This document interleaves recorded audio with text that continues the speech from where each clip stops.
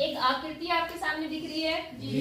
इसमें क्या बोल रहा है, एक्स वाई और एक्स डैश वाई डैश केंद्र ओ वाले किसी वृत्त पर दो समांतर रेखाएं। समझ गए? वृत्त का केंद्र क्या है, ओ, और जो ये एक्स वाई और क्या है, एक्स डैश वाई डैश, ये क्या है, वृत्त की समांतर स्पर्श रेखाएं। कौन सी? समांतर। समझ गए? अच्छा, आगे क्या बोल रहा है, यदि स्पर्श बिंदु सी पर स्पर्श रेखा ए बी एक्स वाई को ए तथा एक्स डैश वाई डैश को बी पर प्रतिच्छेद करती है। समझ गए? मतलब जो ये स्पर्श रेखा ए बी है वो क्या काम कर रही है, सी पर तो स्पर्श कर रही है और साथ में इस लाइन को ए पर काट रही है और इस लाइन को कहां पर काट रही है, बी पर। सिद्ध कीजिए कि कोण ए ओ बी ये कोण आपको दिखाना है कितने डिग्री का, 90 डिग्री का। सवाल समझ में आ गया आपको कि नहीं आया? आ गया? आपको दिखाना क्या है कि ये कितने डिग्री का है, 90। अब थोड़ा सोचो कैसे होगा। मैं थोड़ी रचना करना चाह रही हूँ, कर दी मैंने रचना जी। आप समझो, कुछ खास चीज बताओ जो इसमें दिख रहा। चलो ये त्रिभुज ले लेते हैं और ये त्रिभुज, इसमें क्या खास दिख रहा है आपको? 90 डिग्री का होगा। ये कोण कितने का होगा, 90। ये कोण कितने का होगा, 90 होगा, 90 का। तो अब देखो क्या होगा, ये तो 90 हो गया, ये कोण और ये कोण टोटल कितना होगा, 180 होता है नहीं होता? अच्छा, अब 180 चलो बात की बात है, पहले हम ये कर लेते हैं, ये वृत्त की त्रिज्या है, ये वृत्त की त्रिज्या है, ये उभयनिष्ठ होता है, उस हिसाब से त्रिभुज के सर्वांगसम होता है, आपको पता है, पता है। तो जब त्रिभुज सर्वांगसम है तो बाय सीपीसी के हर एक पार्ट बराबर होगा, तो ये इसके बराबर होगा, मगर हमें इसकी जरूरत नहीं है, लेकिन ये इसके बराबर तो होगा नहीं होगा? नहीं समझे? त्रिभुज ले लिया हमने, त्रिभुज को हमने सर्वांगसम बोल दिया। सर्वांगसम बोलने से आपको ये पता चल गया कि ये और ये क्या है, बराबर। सेम इसी तरह से ये त्रिभुज इसके सर्वांगसम होगा, तो ये और ये बराबर होंगे। यहाँ तक आपको बात समझ में आई या नहीं आई? आ गई। आप जरा ध्यान से देखो, आपके पास में मैं इसको नाम दे दे रही हूँ, 1 2 3 4, यहाँ तक तो आपको पता चल गया है ना। अच्छा, अब जरा सोचो, जो इसमें समांतर दे रखा है उसका भी कुछ ना कुछ रोल होगा या नहीं होगा? वो रोल याद समझो क्या होगा। अब हम टोटल को 180 नहीं बोल सकते, टोटल को 180 बोल सकते हैं, कारण ये है क्योंकि उसने ये नहीं बोला कि ये व्यास है, लेकिन ये बात हमको पता है कि ये व्यास है। पूछो कैसे? क्योंकि मध्य बिंदु जब दो रेखाएं एक दूसरे के समांतर खींची जाती है तो वो व्यास में होती है, हमने एक पहले पढ़ा था। हाँ जी। कि व्यास में जो समांतर रेखाएं खींची जाती हैं वो स्पर्श रेखाएं, वो क्या होती है, वो लाइन क्या होती है, व्यास होती है नहीं होती है।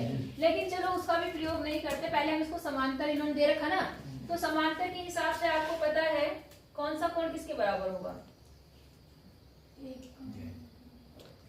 सोचो,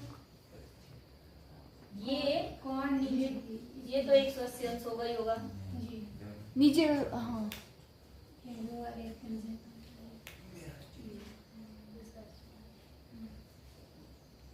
बस स्पर्श रेखा वाली बात आप ये कहना कि चूंकि ये और ये क्या है, स्पर्श रेखा है, क्या है ये स्पर्श रेखा, होगा या नहीं होगा?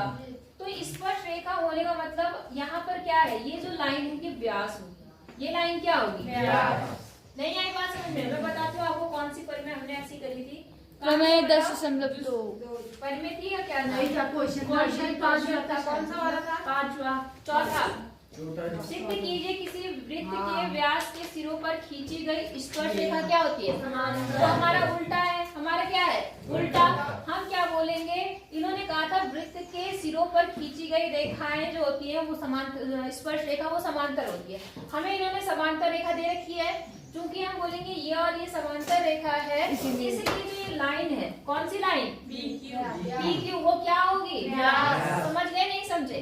पर जो आपको क्वेश्चन नंबर 4 दे रखा उसका उल्टा। आपको मैंने बता रखा कि जो क्वेश्चन हम यूज करते हैं हम उनका उपयोग आगे कर सकते हैं, परिमेय का यूज क्वेश्चन में कर सकते हैं, या क्वेश्चन का जो रिजल्ट आता है ज्योमेट्री में उसका यूज हम आगे कर सकते हैं। नहीं आई बात समझ में? आ गई। तो आपको एक पॉइंट ये समझ में आया कि ये इसके बराबर है, ये इसके बराबर है, यहाँ पे समझ में में आ गया।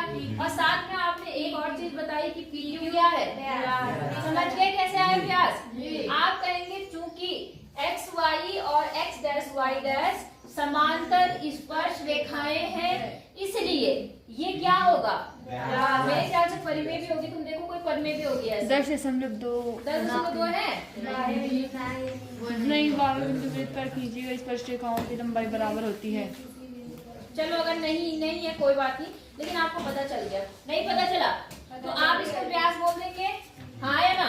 अब देखो इस टोटल कितने अंक का कोण बनेगा, ये 180 बनेगा। तो इस 180 में क्या क्या चीज है देखो जरा, यहाँ पर है आपका 1 किसके बराबर है, 2, और आपने कहा 3 किसके बराबर है, 4। यहाँ तक तो आपको समझ में आ गया। अब आपको पता है क्योंकि एक सीधी रेखा है मतलब व्यास है, तो इन चारों कोणों का योगफल कितना होगा, 1 + 2 + 3 + 4 बराबर कितना होगा, 180। नहीं आई बात समझ आ गई।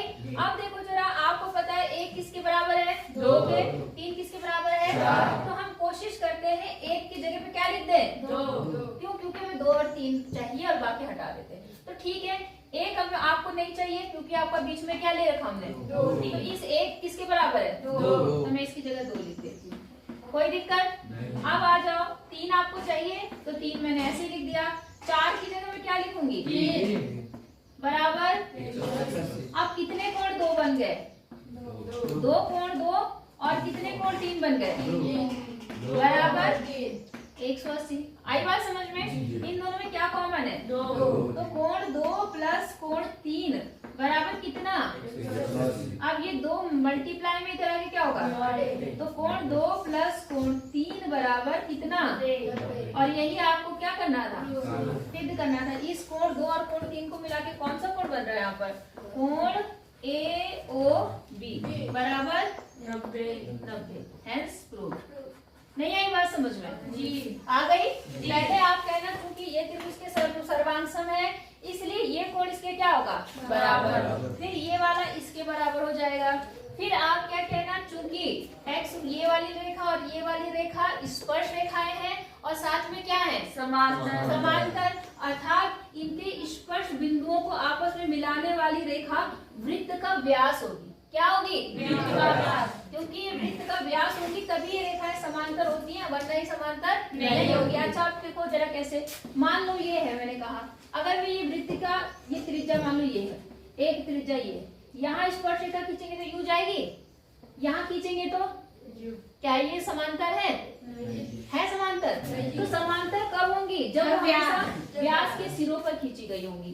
कब होंगे समांतर, इतनी बात याद रहेगी। तो बस उससे आप ये इसको बराबर करना, इसको इसके बराबर करना, और उसके बाद बाद में बता देना कि ये क्या हो गया, 9।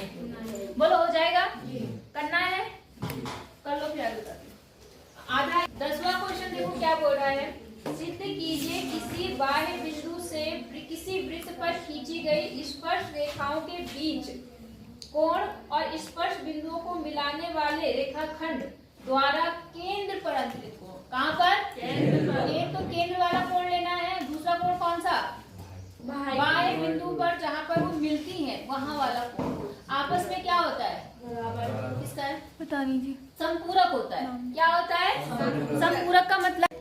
तो इन्होंने क्या बोला, देखो किसी वृत्त के कि किसी बाह्य बिंदु से किसी वृत्त पर खींची गई स्पर्श रेखा, मतलब एक वृत्त है, ठीक है, इस वृत्त पर आपने क्या करा, बाह्य बिंदु से क्या खींचा, स्पर्श रेखाएं बनती है। चलो इतना तो याद है तुम्हें। तो आपने बाह्य बिंदु से इस पर क्या खींच दी, स्पर्श रेखा। एक स्पर्श रेखा ऐसे और एक स्पर्श रेखा मेरी टेढ़ी है, आप सीधी देखना, नहीं तो कई सारे बिंदुओं पर मिल जाती है। ठीक है, अच्छा स्पर्श रेखा खींच दी आपने। अब क्या बोल रहा है यहाँ पर, स्पर्श रेखा रेखाओं के बीच का कोण, कौन से कोण की बात कर रहा है, ये वाला कोण, ठीक है। दूसरा, स्पर्श बिंदुओं को मिलाने वाले रेखाखंड द्वारा कहाँ पर बनने वाला कोण, केंद्र पर बन रहा है वो कोण। और कैसे बन रहा है, जो स्पर्श बिंदु है उनको क्या करने पे, इस वाले को। ये दोनों कोण आपस में क्या होते हैं, बराबर। बराबर लिखा हुआ 180। संपूरक, संपूरक मतलब 180। ये बात तो तुमने कल भी बताई थी मुझे। हाँ जी, याद है जी। तुमने कहा था कि अब आशीष ने बताई थी कि दिन का जोड़ 180 अंश होगा, बताया था कल, याद है जी। कैसे? क्योंकि चतुर्भुज के चारों कोणों का 360 होता है, आमने सामने के कोणों का 180 बस होता है। वही चीज लिखनी है। आपके पास यहाँ पर O, मान लो ये A है, ये B है और ये क्या है C।